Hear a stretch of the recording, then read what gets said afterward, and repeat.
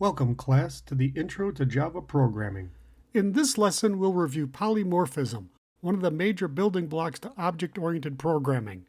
Method overloading will be the focus along with some rules, visual, and code examples. Object-oriented programming is about creating objects that contain both data and methods. The four building blocks for object-oriented programming are encapsulation, inheritance, abstraction, and polymorphism. In this lesson, we'll focus on polymorphism. Polymorphism means existing in many forms. With the use of contracts, overloading, and overriding, we can enforce simplicity, which helps make the code more extendable and easier to maintain. It lets programmers use the same word to mean different things in different contexts. Yes, this definition is a little vague until you better understand the true meaning. Polymorphism means existing in many forms. Specifically, classes and methods can exist in many forms. Let's review the three types of polymorphism. Dynamic polymorphism, often referred to as method overriding or runtime polymorphism. Static polymorphism, often referred to as method overloading or compile time polymorphism. And finally, object reference polymorphism. In this lesson, we'll focus on static polymorphism. Static polymorphism is achieved with method overloading. Overloading is having more than one method in a class with the same name that accepts different arguments. This can be done with abstract methods in an interface, abstract class methods, and most commonly inside a normal class by creating more than one method with the same name. Let's say there's a goblin class and there's a method called public void takes damage that accepts one parameter, a double called hand weapon attack. The method name and everything inside the parentheses is considered a method signature.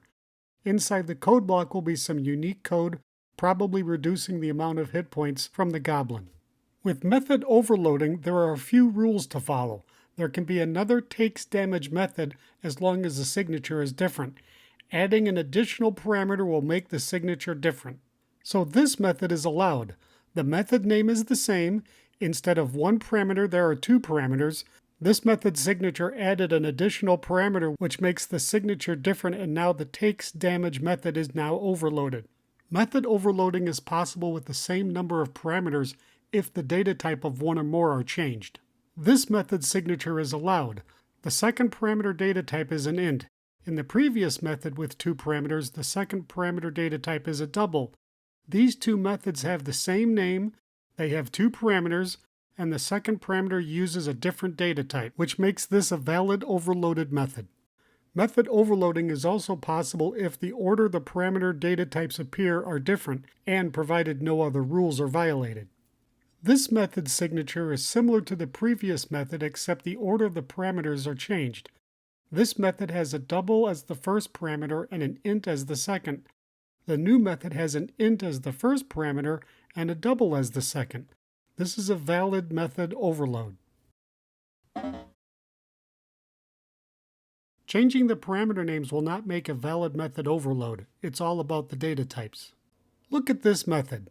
The method name matches the previous method name. The first parameter data type matches the previous method. The second parameter data type matches the previous method. But the second parameter names are different. Remember, the method name and everything inside the parentheses is considered the method signature. The data type inside the parentheses and their order are the key portion of the method signature, not the parameter names used. These two methods have the same signature, which makes both methods invalid. The signatures are not unique.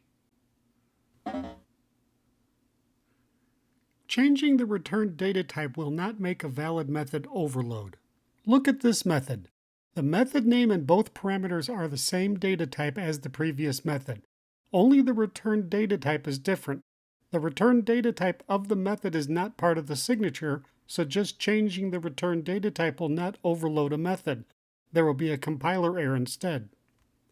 Constructors can also be overloaded, provided they follow the same rules described for method overloading. Polymorphism means existing in many forms. As you can see with these examples, one method call has many forms. Let's look at the code for overloading. Open the OOP intro project in IntelliJ, close any open class tabs, create or navigate to the test package Polymorphism, Let's create a new class called Static Compile Time Polymorphism Test.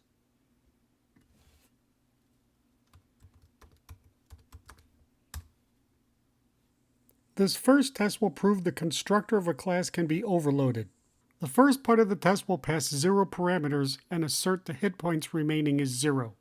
The last part will prove 1 parameter can be passed and assert the hit points remaining is 42. This test is the first to prove method overloading. Here is a method, takes damage, that accepts 1 parameter. The assert will verify the correct return value. This test will prove the takes damage method will accept 2 parameters. In this example, both parameters are a double data type, and the assert proves the result is correct. This test will prove the takes damage method will accept 2 parameters with different data types from the previous method. The previous test passed double and double. This test will pass double and int, and the assert proves the result is correct. And the final test proves the takes damage method will accept 2 parameters with a different data type order. The previous test passed double and int. This test will pass int and double, and the assert proves the result is correct. Create or navigate to a package in Java that's called Polymorphism. Create a new class called Static Compile Time Polymorphism. Here is a property to be used. Here is an empty constructor, and another constructor overloaded with 1 parameter. A getter for the property. There are 4 methods named takes damage, each with different parameters. This method has 1 parameter. This method has 2 parameters. This method has 2 parameters with different data types. And this method has 2 parameters with parameters in a different order. The 5th method has the same signature as the 4th method, but with a different parameter name. This will generate a compiler error. Let's comment this method out. And the 6th method named takes damage expects a different return data type. This will generate a compiler error. Let's comment out this method. Let's go back to the test class. There are no more compiler errors. Let's run all 5 tests. And they all pass. Here's a summary of all the test code we wrote for this lesson.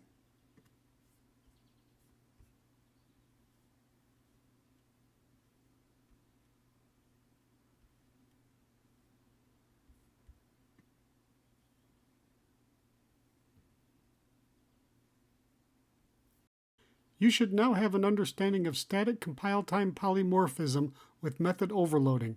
Visual and code examples were provided along with some rules to follow. Method overloading is allowed when 2 methods have the same name that accept different parameters. The following rules must be met. Have different number of parameters. 2 methods with the same number of parameters must have a different data type. 2 methods with the same number of parameters can have different data types in a different order. Changing the return type of a method is not method overloading. Polymorphism means existing in many forms, and method overloading is one way it can be accomplished. In the next lesson, we'll discuss object reference polymorphism. Remember, future senior developers, make it work, prove it works, then make it better. Ready, break!